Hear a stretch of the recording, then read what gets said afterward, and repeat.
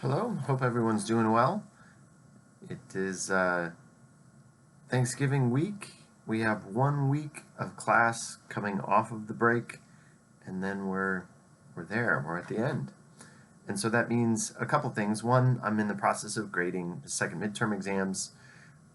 Two, there's a last homework assignment that has been posted. It has some multiple choice questions, and what they ask you to do is kind of situate um, recent research in environmental economics within some of the material that we've covered in the class. And so specifically, I asked some questions about how should we think about issues that came up during a conference I've been at where environmental economists were presenting about some different topics that relate to cost-benefit analysis, value of statistical life, stated and revealed preferences, things like that. Not supposed to be super tricky, just giving another homework assignment to help even out that portion of the course grade. Of course, the final paper is a decent chunk of the course grade, and that is upon us. So I wanted to talk for a few minutes about what that means and what opportunities you have. So the final paper is in a topic of your choosing, and so in general, the students who tend to do best are ones who pick a topic that they're interested in. It has to be related to the environment and economics, but that can take many different forms. I'm kind of lenient on that definition.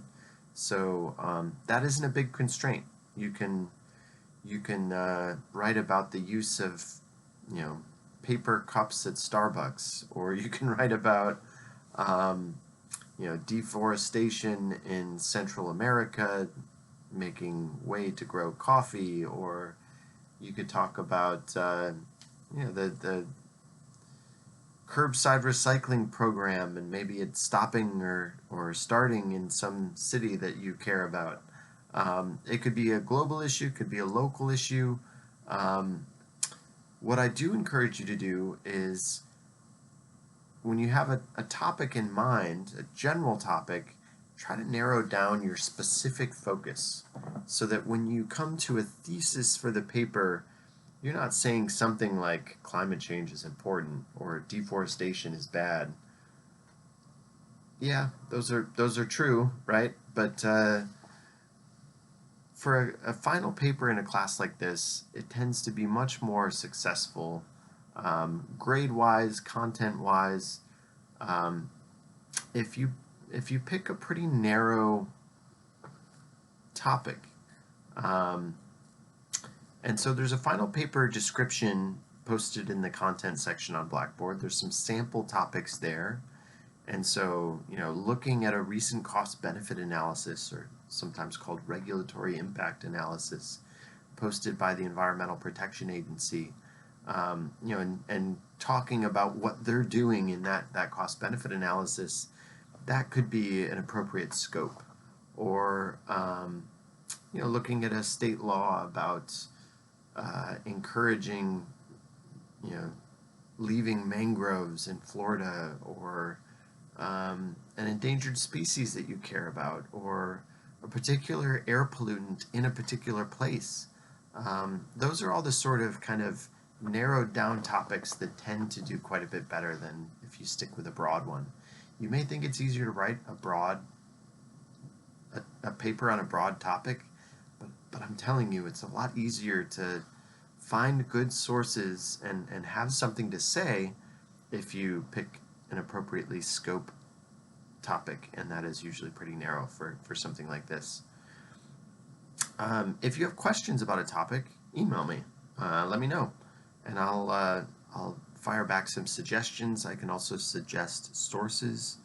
I'm not an expert on everything related to the environment and economics, and so that may be saying, hey, I would look in this direction, or I would talk to a research librarian about these particular things.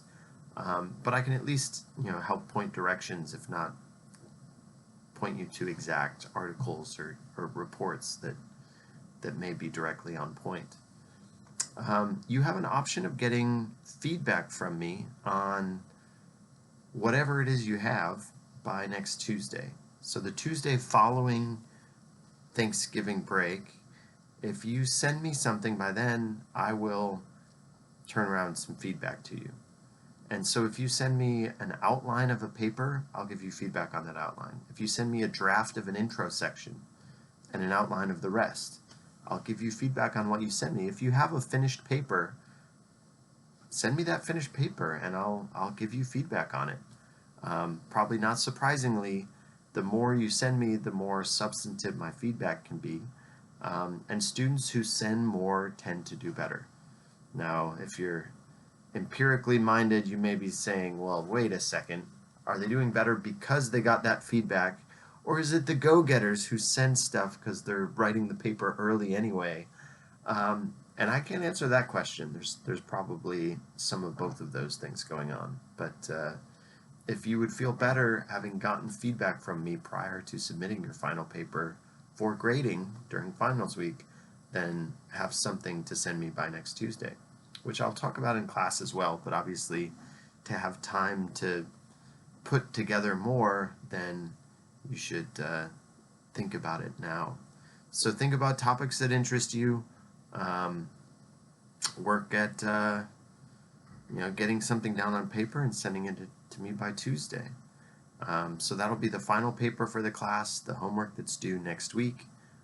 So it's due next Wednesday. And I'm working at grading those second midterm exams. So those are the things I wanted to cover with you guys in this little video today.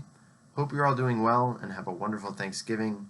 I'm thankful for you guys. So take care, be safe, and I'll see you soon.